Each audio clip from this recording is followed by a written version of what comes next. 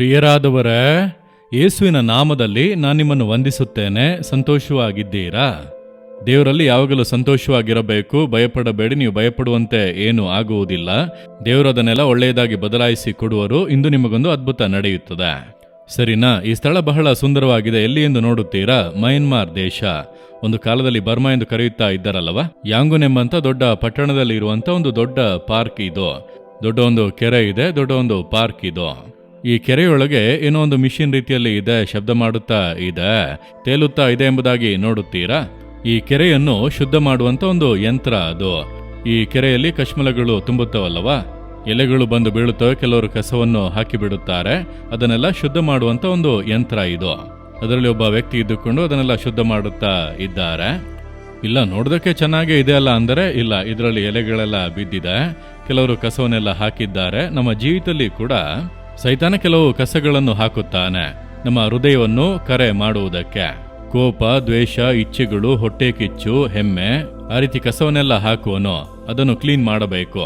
ಅದು ಒಳಗೆ ಇದ್ದರೆ ಹಾಗೆ ಕೊಳೆತು ವಾಸನೆ ಬಂದು ಜೀವಿತವನ್ನೇ ಹಾಳು ಮಾಡುತ್ತದೆ. ಕಸ ಹಾಕಿದರೆ ಪ್ರತಿನಿತ್ಯ ಅದನ್ನು ಕ್ಲೀನ್ ಮಾಡಬೇಕು. ಆ ರೀತಿ ಕ್ಲೀನ್ ಮಾಡುವಂಥದ್ದೇ ಪವಿತ್ರಾತ್ಮನು.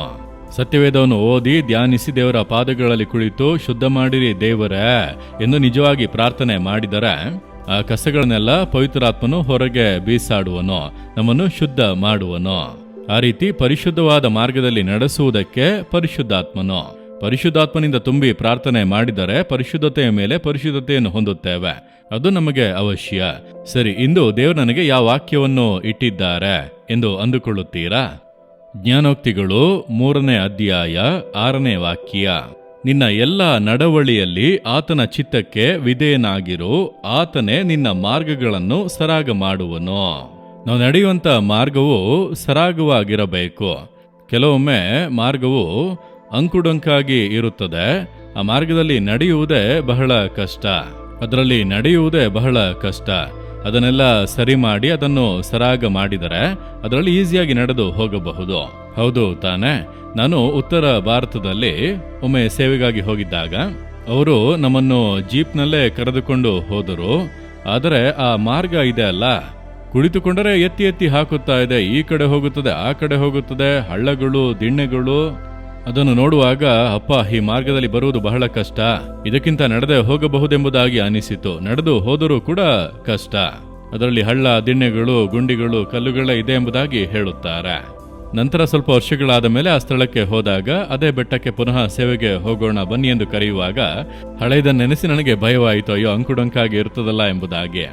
ಆದರೆ ಈಗ ಹೋಗುವಾಗ ಬಹಳ ಸುಂದರವಾದ ರೋಡ್, ಬಹಳ ಸ್ಮೂತ್ ಆಗಿ ಹೋಗುತ್ತಾ ಇದೆ, ಹೋಗುವುದಕ್ಕೆ ಚೆನ್ನಾಗಿದೆ. ಮುಂಚೆ ಈ ರೀತಿ ಇರಲಿಲ್ಲವಲ್ಲ ಅನ್ನುವಾಗ ಹೊಸ ರೋಡನ್ನು ಹಾಕಿದ್ದಾರೆ, ಎಲ್ಲವನ್ನು ಸರಿ ಮಾಡಿದ್ದಾರೆ.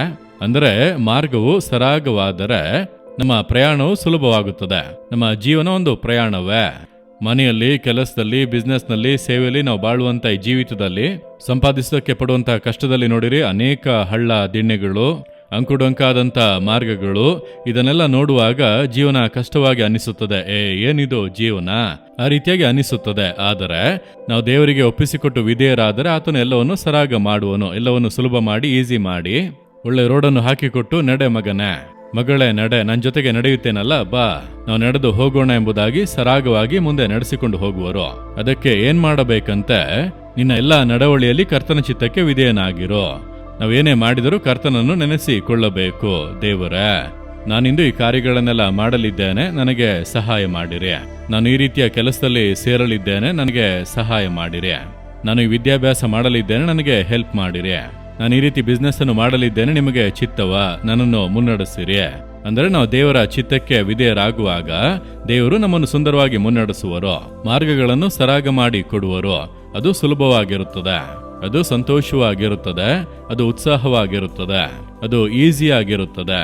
ಹಾಗಾಗಿ ನೀವೇ ಒಂದು ಮಾರ್ಗವನ್ನು ಆರಿಸಿಕೊಂಡು ನಾನು ಇದನ್ನೇ ಓದುತ್ತೇನೆ, ಇಲ್ಲೇ ಓದುತ್ತೇನೆ, ಹೀಗೆ ಮಾಡುತ್ತೇನೆ, ಹೀಗೆ ನಡೆಯುತ್ತೇನೆ ಎಂಬುದಾಗಿ ಹೋದರೆ ಅದರಲ್ಲಿ ಬಾಧೆಗಳು ಬರುತ್ತವೆ, ಅಂಕುಡೊಂಕ ಆಗಿರುತ್ತದೆ, ಹಾದು ಹೋಗುವಂತ ಮಾರ್ಗ ಕಷ್ಟವಾಗಿರುತ್ತದೆ. ಆದರೆ ನಿಮ್ಮ ಎಲ್ಲ ನಡವಳಿಯಲ್ಲಿ ಕರ್ತನಿಗೆ ವಿಧೇಯರಾಗಿ ದೇವರೇ ನೀವು ನಡೆಸಿರಿ ಎಂಬುದಾಗಿ ಒಪ್ಪಿಸಿ ಕೊಟ್ಟರೆ ಮಾರ್ಗಗಳನ್ನು ಸರಾಗ ಮಾಡುವನು. ಈಸಿಯಾಗಿ, ಸಂತೋಷವಾಗಿ, ಉಲ್ಲಾಸವಾಗಿ ಆ ಮಾರ್ಗದಲ್ಲಿ ನಡೆಯಬಹುದು. ಯೋಚಿಸಿ ನೋಡಿರಿ, ಇಂದು ಯಾಕೆ ನೀವು ಕಷ್ಟಪಡುತ್ತಾ ಇದ್ದೀರಿ? ದೇವರಿಗೆ ಚಿತ್ತವಾಗಿರುವಂಥ ಮಾರ್ಗದಲ್ಲಿ ನಡೆಯುತ್ತಾ ಇದ್ದೀರಾ? ಆತನಿಗೆ ನೀವು ವಿಧೇಯರಾಗುತ್ತಾ ಇದ್ದೀರಾ? ಇದು ದೇವರೇ ಕೊಟ್ಟ ಯೋಜನೆಯಾ? ದೇವರೇ ಕೊಟ್ಟಂತ ಬಿಸ್ನೆಸ್ಸಾ? ಕರ್ತನು ಕೊಟ್ಟಂತ ಕೆಲಸವ? ಕರ್ತನು ಕೊಟ್ಟಂತ ವಿದ್ಯಾಭ್ಯಾಸವ? ಯೋಚಿಸಿ ನೋಡಿರಿ. ನೀವೇ ಸೆಲೆಕ್ಟ್ ಮಾಡಿ ನಿಮ್ಮ ಮಾರ್ಗದಲ್ಲಿ ಹೋಗುತ್ತಾ ಇದ್ದೀರಿ. ದೇವರ ಜೊತೆಗೆ ಬರಬೇಕು, ಆಶೀರ್ವದಿಸಬೇಕೆಂದು ಅಂದುಕೊಳ್ಳುತ್ತೀರಿ. ಹಾಗಾಗಿ ಅಂಕುಡೊಂಕಾದ ಮಾರ್ಗದಲ್ಲಿ ಕಷ್ಟಪಡುತ್ತಾ ಇದ್ದೀರಿ. ಆತನ ಚಿತ್ತಕ್ಕೆ ನೀವು ವಿಧೇಯರಾಗಿ ಆತನ ಮಾರ್ಗದಲ್ಲಿ ನಡೆಯಲು ಒಪ್ಪಿಸಿಕೊಟ್ಟರೆ ಆತನು ಮಾರ್ಗವನ್ನು ಸರಾಗ ಮಾಡುವನು. ಹಾಗಾದ್ರೆ ದೇವರ ನೋಡಿ ಹೇಳಿರಿ, ದೇವರೇ, ನನ್ನ ಮಾರ್ಗಗಳನ್ನು ನಿಮಗೆ ಒಪ್ಪಿಸಿಕೊಡುತ್ತೇನೆ, ನಿಮಗೆ ಚಿತ್ತವಾದಂಥ ಮಾರ್ಗದಲ್ಲಿ ಮುನ್ನಡೆಸಿರಿ, ಅದಕ್ಕೆ ಒಪ್ಪಿಸಿಕೊಡುತ್ತೇನೆಂಬುದಾಗಿ ಹೇಳಿ ನೋಡಿರಿ. ಇಂದಿನಿಂದ ನಿಮ್ಮ ಜೀವನದ ಎಲ್ಲ ಮಾರ್ಗಗಳನ್ನು ಸರಾಗ ಮಾಡಿ ಮುನ್ನಡೆಸುವರು. ಈಗ ಹೇಳುವಿರಾ, ದೇವರೇ, ನಿಮಗೆ ಚಿತ್ತವಾದ ಮಾರ್ಗದಲ್ಲಿ ನನ್ನನ್ನು ನಡೆಸಿರಿ, ನೀವು ನನ್ನನ್ನು ಸರಾಗವಾದ ಮಾರ್ಗದಲ್ಲಿ ಸುಂದರವಾಗಿ ನಡೆಸುವಿರಿ, ನಿಮ್ಮ ಕರೆಗಳಲ್ಲಿ ಒಪ್ಪಿಸಿ ಕೊಡುತ್ತೇನೆ. ನಾನು ತಪ್ಪು ತೀರ್ಮಾನಗಳನ್ನು ಮಾಡಿ ತಪ್ಪಾದ ಮಾರ್ಗದಲ್ಲೆಲ್ಲ ಹೋದೆ, ಅದನ್ನೆಲ್ಲ ಕ್ಷಮಿಸಿರಿ. ಈಗ ನೀವು ನಿಮ್ಮ ಚಿತ್ತಾನುಸಾರವಾಗಿ ನನ್ನನ್ನು ಮುನ್ನಡೆಸಿರಿ. ನನ್ನ ಮಾರ್ಗಗಳನ್ನು ಸರಾಗ ಮಾಡಿ ಸುಂದರವಾಗಿ ನಡೆಸುವುದಕ್ಕಾಗಿ ಸ್ತೋತ್ರ. ಯೇಸುವಿನ ನಾಮದಲ್ಲಿ ಆಮೇನ್, ಆಮೇನ್. Jesus redeem Kannada YouTube channel ಅನ್ನು ಸಬ್ಸ್ಕ್ರೈಬ್ ಮಾಡಿ. ಸಬ್ಸ್ಕ್ರೈಬ್ ಬಟನ್ ಕ್ಲಿಕ್ ಮಾಡಿ ಮತ್ತು ಬೆಲ್ ಬಟನ್ ಒತ್ತಿ. ಅನುದಿನ ಕಾರ್ಯಕ್ರಮದ ಮಾಹಿತಿ ಪಡೆಯಿರಿ.